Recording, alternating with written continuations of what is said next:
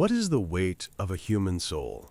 We often speak of the self as a fortress, immutable, solid, a core of identity that withstands the erosion of time. We define ourselves by our convictions, our tastes, the unique architecture of our thoughts.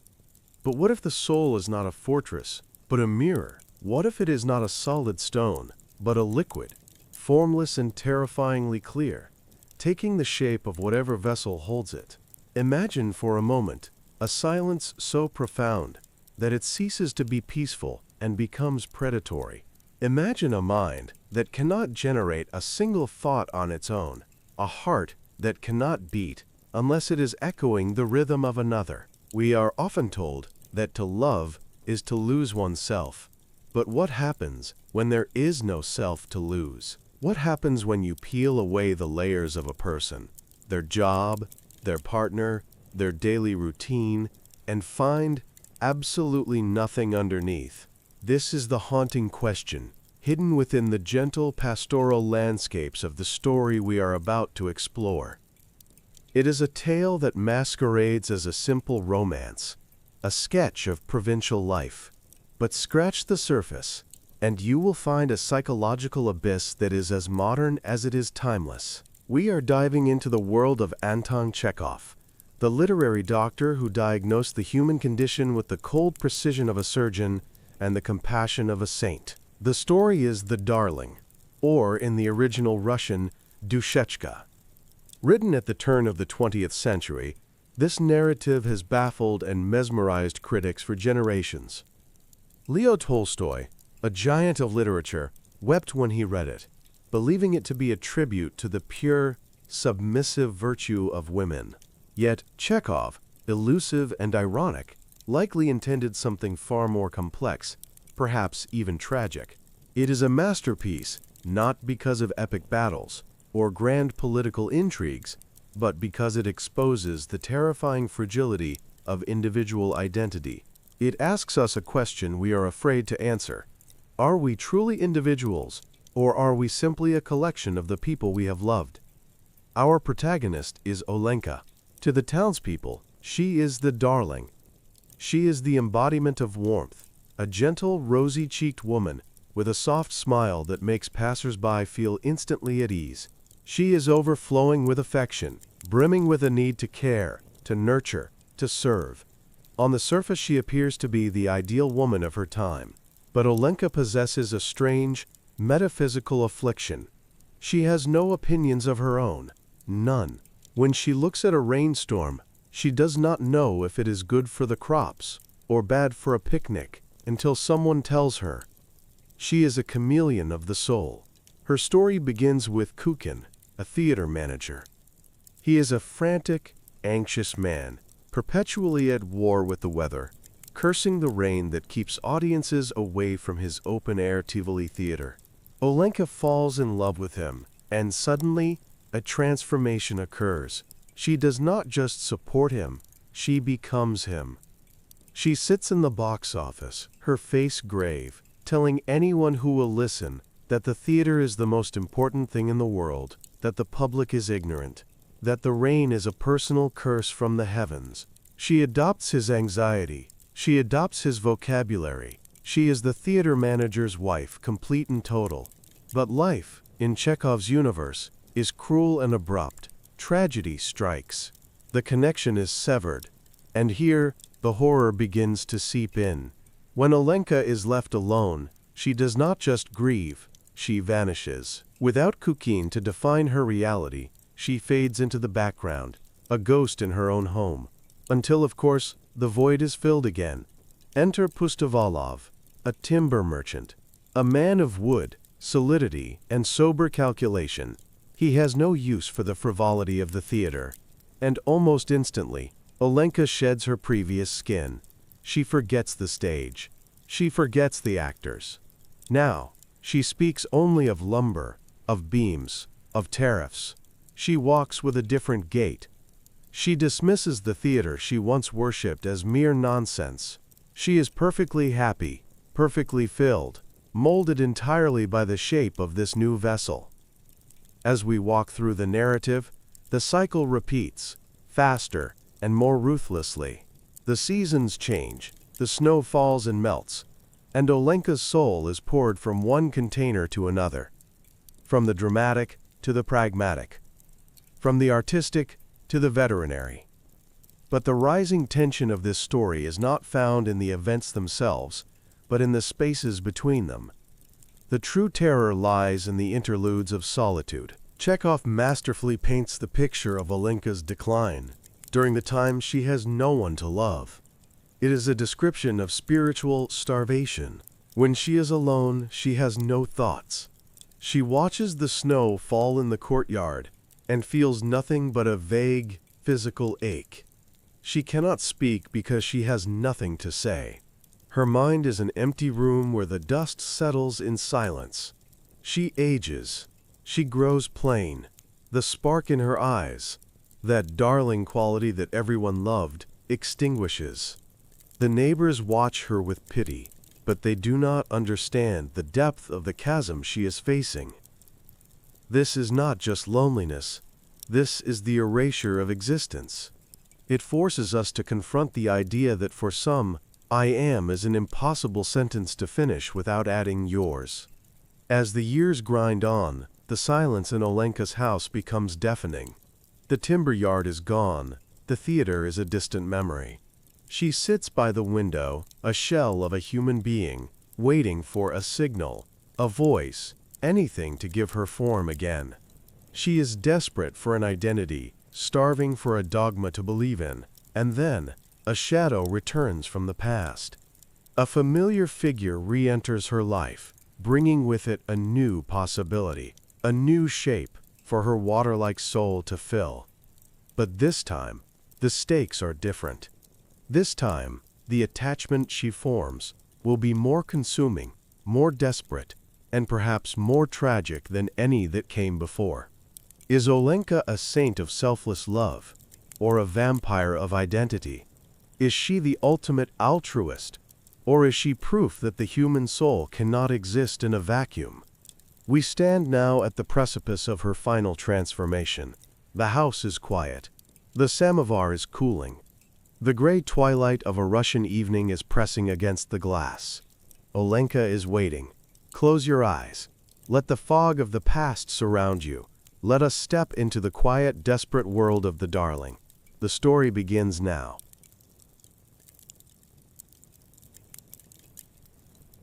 The Darling by Anton Chekhov.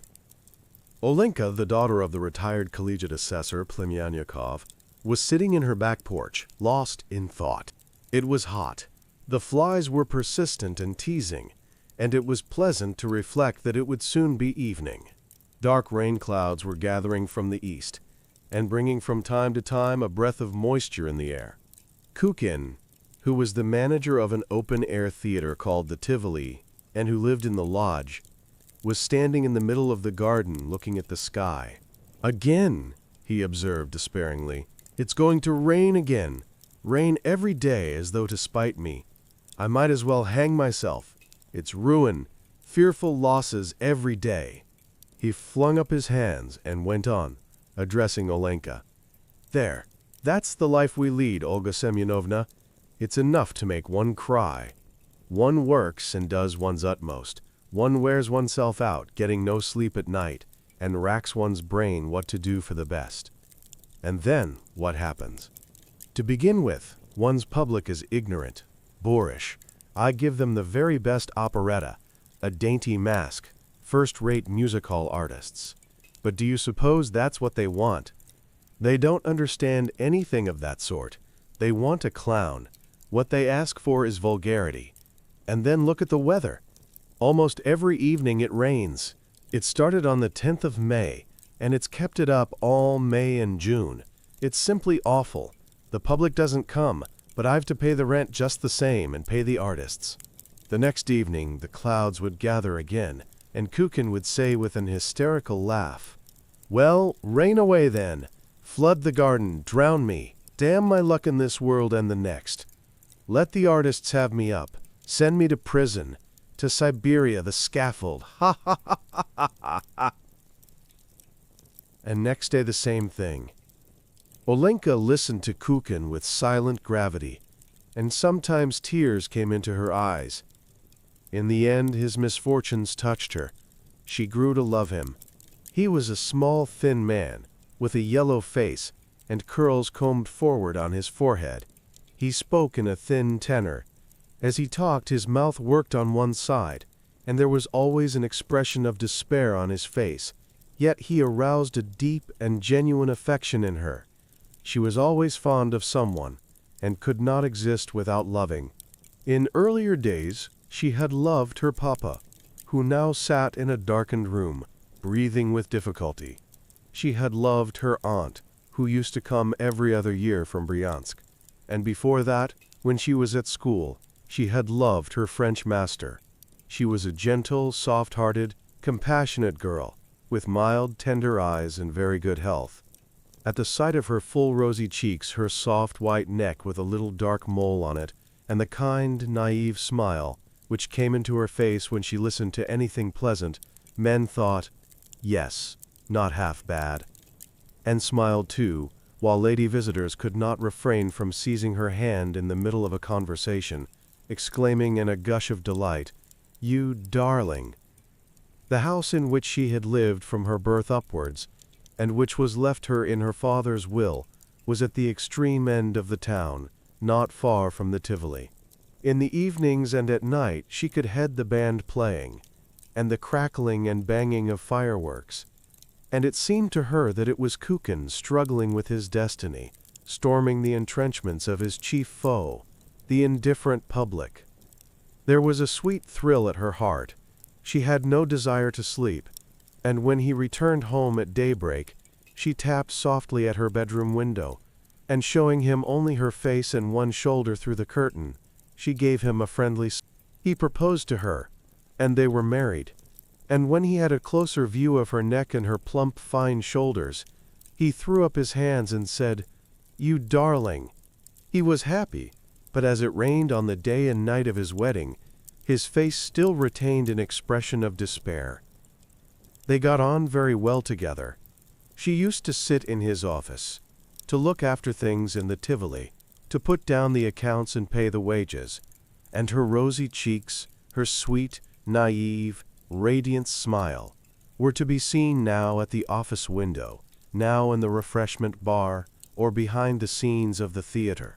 And already she used to say to her acquaintances that the theater was the chief and most important thing in life, and that it was only through the drama that one could derive true enjoyment and become cultivated and humane. "But do you suppose the public understands that?" she used to say. "What they want is a clown. Yesterday we gave Faust Inside Out, and almost all the boxes were empty. But if Vanichka and I had been producing some vulgar thing, I assure you the theater would have been packed. Tomorrow, Vanichka and I are doing Orpheus in Hell, Do Come." And what Kukin said about the theater and the actors, she repeated. Like him, she despised the public for their ignorance and their indifference to art. She took part in the rehearsals, she corrected the actors, she kept an eye on the behavior of the musicians, and when there was an unfavorable notice in the local paper, she shed tears, and then went to the editor's office to set things right. The actors were fond of her, and used to call her Vanichka and I, and the darling. She was sorry for them, and used to lend them small sums of money, and if they deceived her, she used to shed a few tears in private, but did not complain to her husband. They got on well in the winter too. They took the theater in the town for the whole winter, and let it for short terms to a little Russian company, or to a conjurer, or to a local dramatic society. Olenka grew stouter, and was always beaming with satisfaction, while Kukin grew thinner and yellower, and continually complained of their terrible losses, although he had not done badly all the winter. He used to cough at night, and she used to give him hot raspberry tea or lime flower water to rub him with eau de cologne, and to wrap him in her warm shawls. "You're such a sweet pet," she used to say with perfect sincerity, stroking his hair. "You're such a pretty dear." Towards Lent he went to Moscow to collect a new troupe, and without him she could not sleep, but sat all night at her window, looking at the stars, and she compared herself with the hens, who are awake all night and uneasy when the cock is not in the henhouse. Kukin was detained in Moscow and wrote that he would be back at Easter, adding some instructions about the Tivoli. But on the Sunday before Easter, late in the evening, came a sudden ominous knock at the gate. Someone was hammering on the gate as though on a barrel. Boom, boom, boom! The drowsy cook went flopping with her bare feet through the puddles as she ran to open the gate. "Please open," said someone outside in a thick bass. "There's a telegram for you." Olenka had received telegrams from her husband before, but this time for some reason she felt numb with terror. With shaking hands she opened the telegram and read as follows: "Ivan Petrovich died suddenly today. Awaiting IMMATE. Instructions FUNERAL Tuesday." That was how it was written in the telegram. Funeral, and the utterly incomprehensible word imate. It was signed by the stage manager of the operatic company. "My darling," sobbed Olenka. "Vanka, my precious, my darling, why did I ever meet you?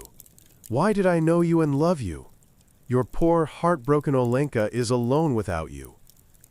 Kukin's funeral took place on Tuesday in Moscow. Olenka returned home on Wednesday, and as soon as she got indoors, she threw herself on her bed and sobbed so loudly that it could be heard next door and in the street. "Poor darling," the neighbors said as they crossed themselves.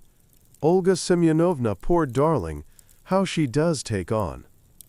3 months later, Olenka was coming home from Mass, melancholy and in deep mourning. It happened that one of her neighbors, Vasily Andreich Pustovalov, returning home from church, walked back beside her. He was the manager at Babakayev's, the timber merchants. He wore a straw hat, a white waistcoat, and a gold watch chain, and looked more a country gentleman than a man in trade. "Everything happens as it is ordained, Olga Semyonovna," he said gravely, with a sympathetic note in his voice.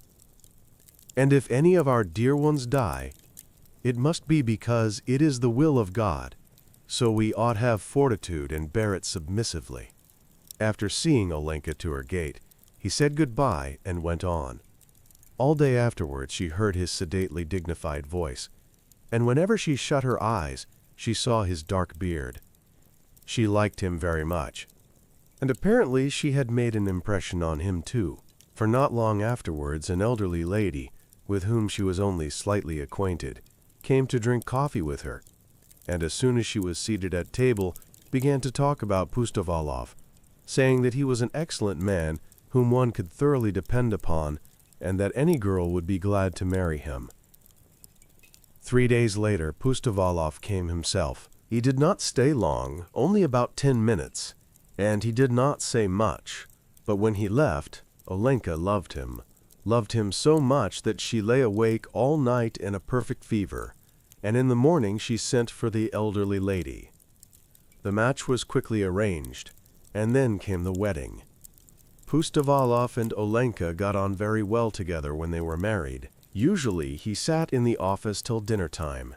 Then he went out on business, while Olenka took his place, and sat in the office till evening, making up accounts and booking orders. "Timber gets dearer every year. The price rises 20%, she would say to her customers and friends. "Only fancy we used to sell local timber, and now Vasichka always has to go for wood to the Mogilev district. And the freight," she would add, covering her cheeks with her hands in horror. "The freight!" It seemed to her that she had been in the timber trade for ages and ages, and that the most important and necessary thing in life was timber. And there was something intimate and touching to her in the very sound of words such as balk, post, beam, pole, scantling, batten, lath, plank, etc.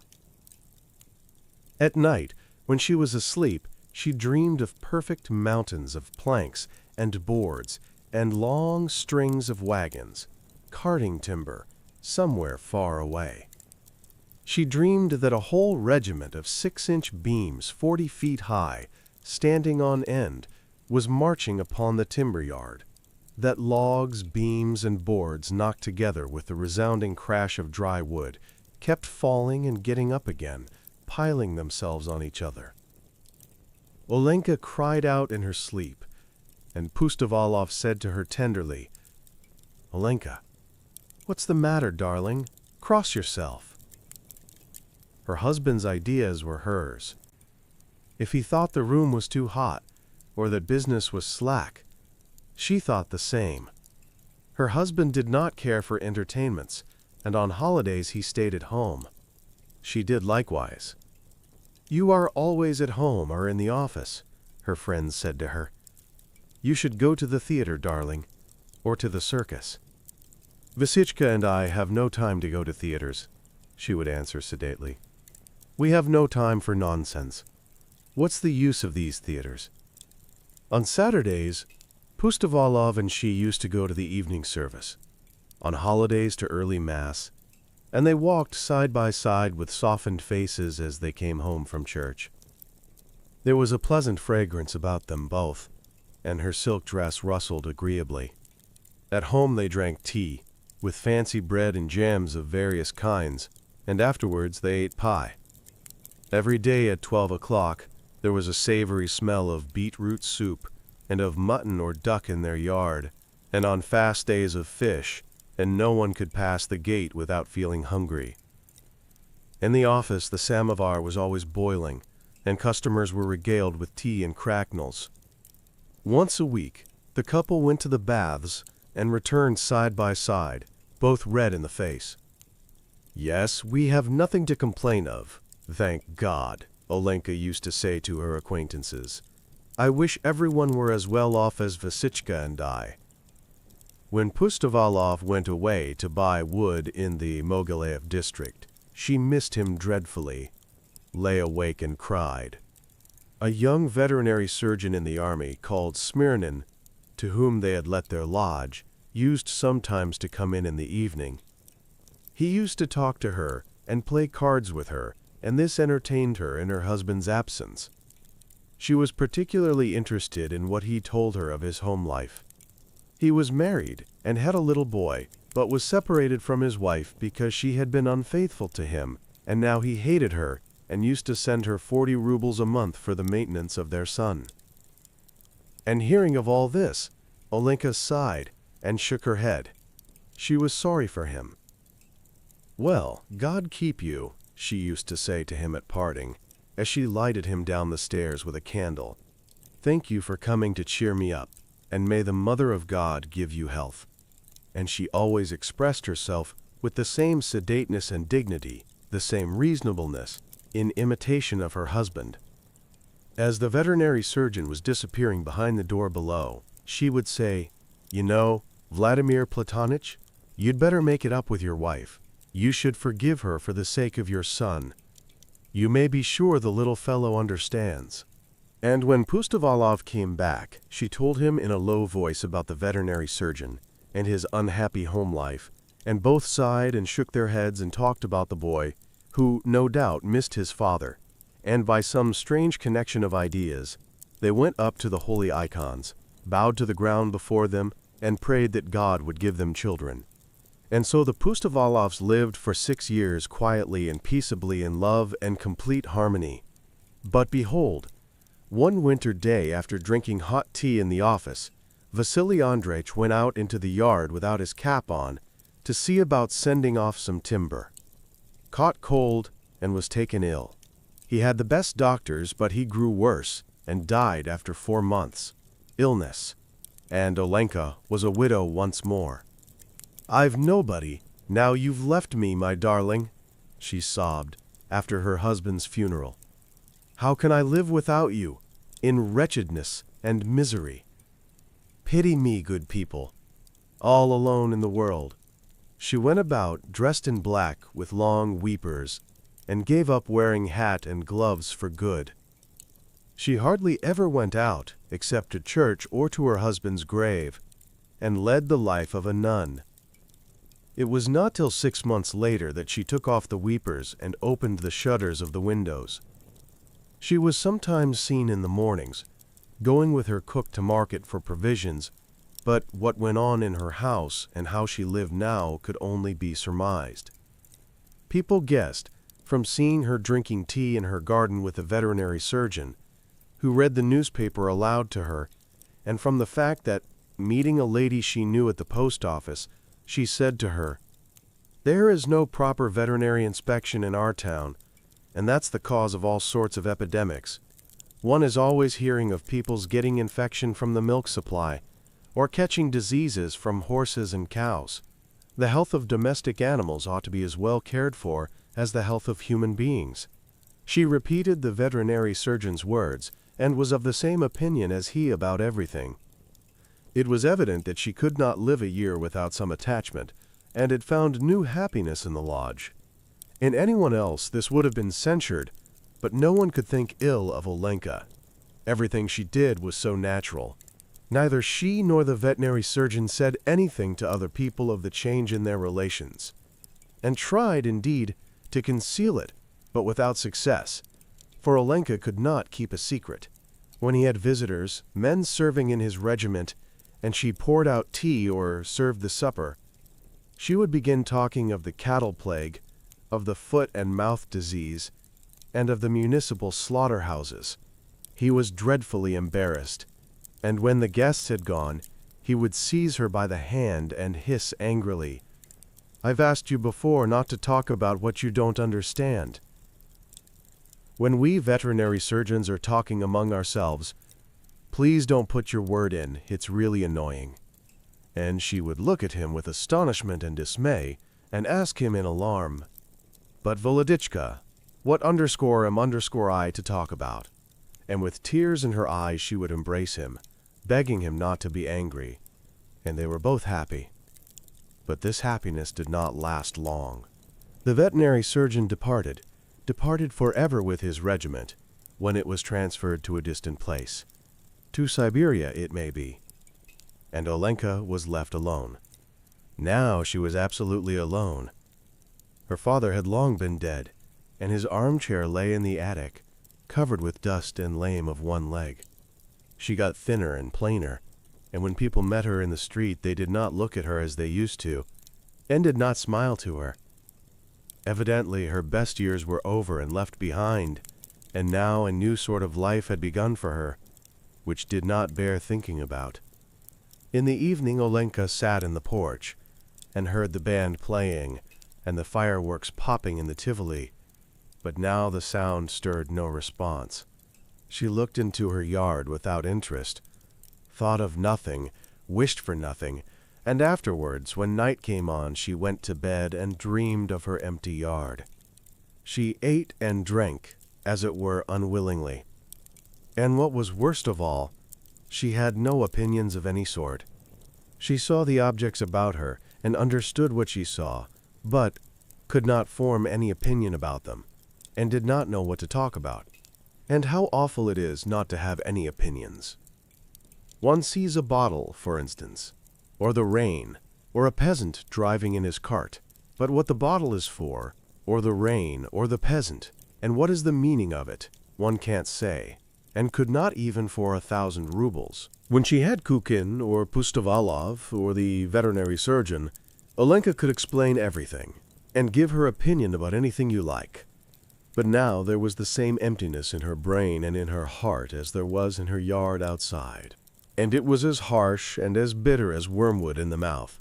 Little by little the town grew in all directions. The road became a street, and where the Tivoli and the timber yard had been, there were new turnings and houses. How rapidly time passes! Olenka's house grew dingy, the roof got rusty, the shed sank on one side, and the whole yard was overgrown with docks and stinging nettles. Olenka herself had grown plain and elderly. In summer she sat in the porch, and her soul, as before, was empty and dreary and full of bitterness. In winter she sat at her window and looked at the snow. When she caught the scent of spring, or heard the chime of the church bells, a sudden rush of memories from the past came over her. There was a tender ache in her heart, and her eyes brimmed over with tears. But this was only for a minute, and then came emptiness again, and the sense of the futility of life. The black kitten, Briska, rubbed against her and purred softly, but Olenka was not touched by these feline caresses. That was not what she needed. She wanted a love that would absorb her whole being, her whole soul and reason, that would give her ideas and an object in life, and would warm her old blood. And she would shake the kitten off her skirt and say with vexation, "Get along, I don't want you." And so it was, day after day and year after year, and no joy and no opinions. Whatever Mavra, the cook, said she accepted. One hot July day, towards evening, just as the cattle were being driven away, and the whole yard was full of dust, someone suddenly knocked at the gate. Olenka went to open it herself and was dumbfounded when she looked out. She saw Smirnin, the veterinary surgeon, gray-headed and dressed as a civilian. She suddenly remembered everything. She could not help crying, and letting her head fall on his breast without uttering a word, and in the violence of her feelings she did not notice how they both walked into the house and sat down to tea. "My dear Vladimir Platonich, what fate has brought you?" she muttered, trembling with joy. "I want to settle here for good, Olga Semyonovna," he told her. "I have resigned my post, and have come to settle down and try my luck on my own account. Besides, it's time for my boy to go to school. He's a big boy. I am reconciled with my wife, you know." "Where is she?" asked Olenka. "She's at the hotel with the boy, and I'm looking for lodgings." "Good gracious, my dear soul, lodgings? Why not have my house? Why shouldn't that suit you?" "Why, my goodness, I wouldn't take any rent," cried Olenka in a flutter, beginning to cry again. "You live here, and the lodge will do nicely for me. Oh dear, how glad I am." Next day the roof was painted, and the walls were whitewashed, and Olenka, with her arms akimbo, walked about the yard, giving directions. Her face was beaming with her old smile, and she was brisk and alert, as though she had waked from a long sleep. The veterinary's wife arrived, a thin, plain lady, with short hair and a peevish expression. With her was her little Sasha, a boy of 10, small for his age, blue-eyed, chubby, with dimples in his cheeks. And scarcely had the boy walked into the yard when he ran after the cat, and at once there was the sound of his gay, joyous laugh. "Is that your puss, Auntie?" he asked Olenka. "When she has little ones, do give us a kitten. Mama is awfully afraid of mice." Olenka talked to him and gave him tea. Her heart warmed, and there was a sweet ache in her bosom, as though the boy had been her own child. And when he sat at the table in the evening, going over his lessons, she looked at him with deep tenderness and pity as she murmured to herself, "You pretty pet. My precious. Such a fair little thing, and so clever. An island is a piece of land which is entirely surrounded by water," he read aloud. "An island is a piece of land," she repeated, and this was the first opinion to which she gave utterance with positive conviction after so many years of silence and dearth of ideas. Now she had opinions of her own, and at supper she talked to Sasha's parents, saying how difficult the lessons were at the high schools, but that yet the high school was better than a commercial one, since with a high school education all careers were open to one, such as being a doctor or an engineer. Sasha began going to the high school. His mother departed to Kharkov to her sisters and did not return. His father used to go off every day to inspect cattle, and would often be away from home for 3 days together, and it seemed to Olenka as though Sasha was entirely abandoned, that he was not wanted at home, that he was being starved, and she carried him off to her lodge and gave him a little room there. And for 6 months Sasha had lived in the lodge with her. Every morning Olenka came into his bedroom and found him fast asleep, sleeping noiselessly with his hand under his cheek. She was sorry to wake him. "Sashenka," she would say mournfully, "get up, darling, it's time for school." He would get up, dress and say his prayers, and then sit down to breakfast, drink 3 glasses of tea, and eat 2 large cracknels and a half a buttered roll. All this time he was hardly awake, and a little ill-humored in consequence. "You don't quite know your fable, Sashenka," Olenka would say, looking at him as though he were about to set off on a long journey. "What a lot of trouble I have with you. You must work and do your best, darling, and obey your teachers."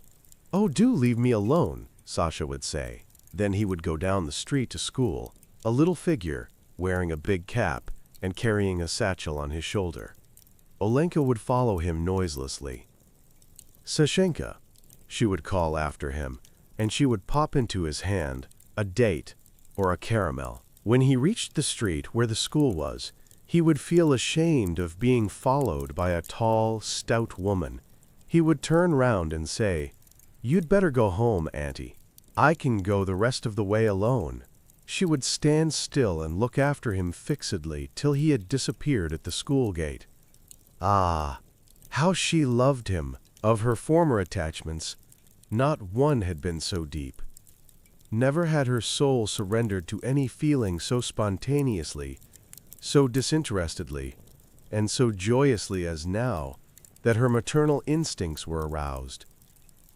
For this little boy, with a dimple in his cheek and the big school cap, she would have given her whole life. She would have given it with joy and tears of tenderness. Why? Who can tell why? When she had seen the last of Sasha, she returned home, contented and serene, brimming over with love. Her face, which had grown younger during the last 6 months, smiled and beamed. People meeting her looked at her with pleasure. "Good morning, Olga Semyonovna, darling. How are you, darling?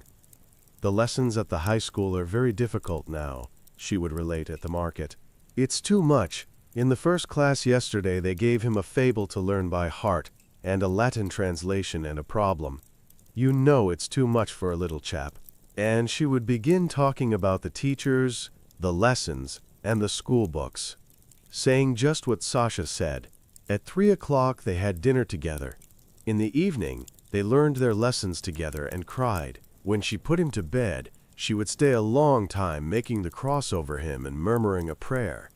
Then she would go to bed and dream of that far-away misty future when Sasha would finish his studies and become a doctor or an engineer, would have a big house of his own with horses and a carriage, would get married and have children. She would fall asleep still thinking of the same thing, and tears would run down her cheeks from her closed eyes, while the black cat lay purring beside her. MRR, MRR, MRR. Suddenly there would come a loud knock at the gate. Olenka would wake up breathless with alarm, her heart throbbing. Half a minute later would come another knock. It must be a telegram from Kharkov, she would think, beginning to tremble from head to foot. Sasha's mother is sending for him from Kharkov. Oh, mercy on us! She was in despair. Her head, her hands, and her feet would turn chill, and she would feel that she was the most unhappy woman in the world. But another minute would pass. Voices would be heard. It would turn out to be the veterinary surgeon coming home from the club. Well, thank God, she would think, and gradually the load in her heart would pass off, and she would feel at ease. She would go back to bed, thinking of Sasha, who lay sound asleep in the next room, sometimes crying out in his sleep, "I'll give it you! Get away! Shut up!"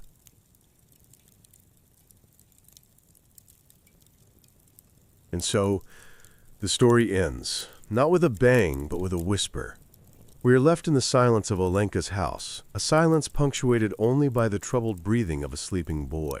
The air is thick, with a love so total, so smothering, that it feels less like affection and more like an atmosphere. We are left with a feeling of profound unease, a melancholy that clings to us like the damp Russian air. We have just witnessed a life, but we are left wondering if we ever met a person. The central conflict of Anton Chekhov's The Darling is not one of man versus society, or even man versus nature. It is something far more intimate and terrifying. It is the conflict of the self versus the void. The story is a clinical, almost merciless examination of a soul that cannot exist on its own. It is a portrait of a person who is not a person at all, but a vessel, beautifully shaped but eternally empty, waiting to be filled. The invisible monster in this story is not a villain, a disease, or a cruel twist of fate. The monster is absence itself. It is the horror vacui, the primal fear of the void, that resides within Olenka. Her frantic, serial attachments are not a search for love, but a desperate flight from the silent, featureless landscape of her own mind. She loves not to connect, but to exist. Without another person's thoughts to echo, she simply ceases to be. This is not a love story. It is a ghost story, where the ghost is the protagonist herself. To truly understand Olenka's condition, we must look at how Chekhov, the master of subtext, uses the world around her as a direct reflection of her inner state. The symbols in this story are not mere literary devices. They are diagnostic tools. Consider the professions of the men she loves. They are not random. They represent entire realities that she absorbs wholesale.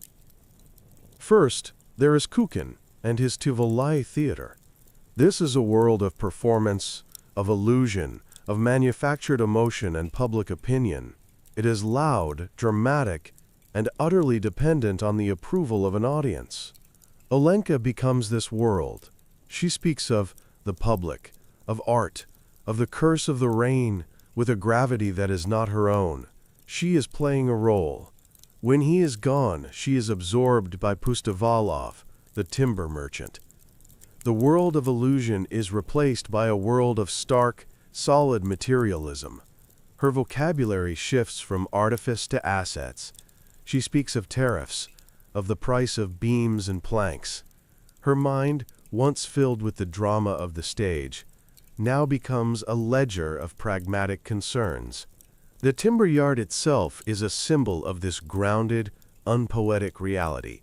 It is solid, tangible, and real, but it is Olenka's home, particularly her courtyard, that serves as the most potent symbol of her soul. When she is with a husband, the yard is tidy, the house is bustling, the samovar is always hot.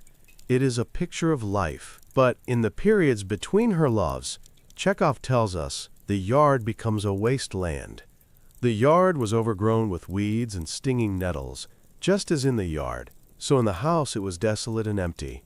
The physical space decays in perfect sympathy with her psychological state. Without an external consciousness to maintain her, Olenka's world, both internal and external, succumbs to entropy.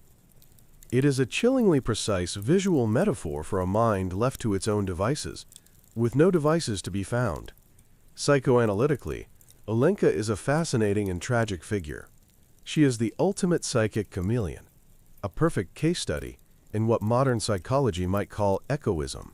The term, derived from the myth of Echo, who could only repeat the words of others, describes a personality that develops not as a solid core, but as a reflection of a more dominant personality, often a narcissist. Olenka does not merely agree with her partners. She undergoes a complete psychic transfusion.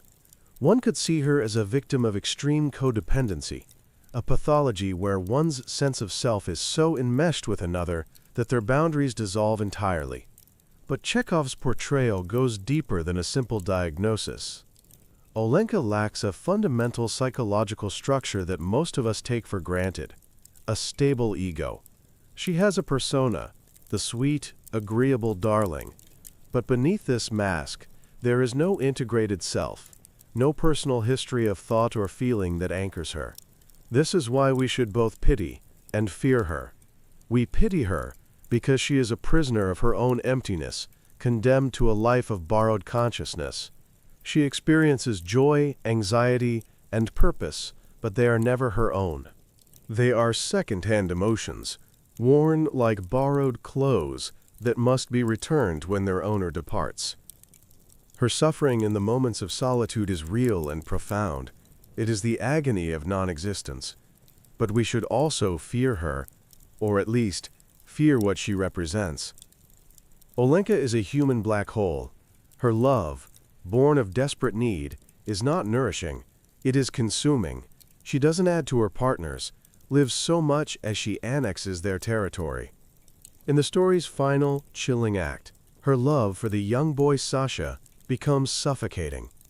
She follows him, mimics his schoolboy concerns, and frets over him, until he finally snaps, "Oh, leave me alone." It is the first time in the story that someone explicitly rejects her mirroring, and it reveals the terrifying, invasive nature of a love that is not an offering, but a complete and total occupation. To understand why Chekhov wrote such a strange and unsettling character, we must look at the man himself. Anton Chekhov was a doctor by trade and a humanist by creed. His personal philosophy, pieced together from letters to his brother, revolved around a central, almost sacred duty: the liberation of the individual soul. He famously wrote that a writer's task is to squeeze the slave out of himself, drop by drop.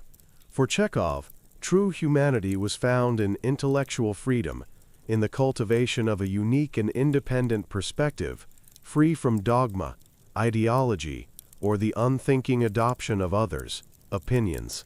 Olenka, then, is the perfect antithesis of the Chekhovian ideal. She is a person who has not only failed to squeeze the slave out of herself, she has willingly, even joyfully, embraced her servitude. This story becomes Chekhov's quiet, devastating critique of a certain kind of Russian soul he saw around him, one that yearned for a master, whether it be a husband, a czar, or a rigid ideology. This is the source of the great literary misunderstanding between Chekhov and Leo Tolstoy. Tolstoy, the grand moralist, saw Olenka as a heroine. He believed her self-effacing, all-consuming love was the highest expression of the female spirit, a holy Christian virtue.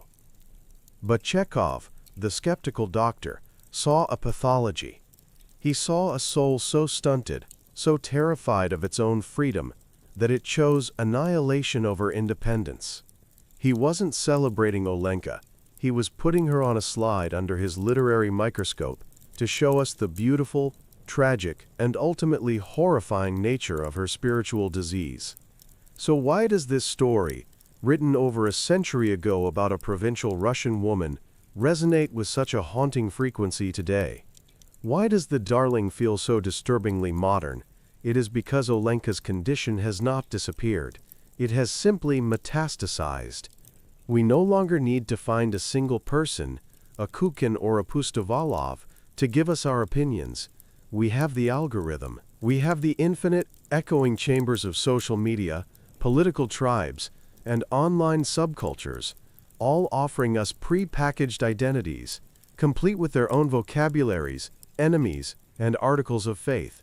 The invisible monster of the void is more terrifying than ever in a world saturated with noise. We fear the silence, the moment of quiet contemplation, where we might be forced to ask ourselves what we actually think, what we truly believe, away from the influence of the feed. Olenka filled her inner emptiness with the concerns of a timber yard. We fill ours with trending topics, lifestyle brands, and the curated anxieties of influencers. The mechanism is identical. It is the outsourcing of the self. The danger is the same, that one day we will try to speak from our own core, only to find that there is nothing there but a faint echo of the last voice we heard. Olenka is a warning. She is a reminder that a soul is not something we are given, but something we must build, thought by thought, choice by choice. It is a slow, difficult, and often lonely work of construction. To neglect it is to risk becoming a ghost in our own lives. And so I leave you with this question to ponder. In a world that constantly begs us to like, to share, to follow, to conform, how do you protect the quiet, sacred space where your own thoughts are born?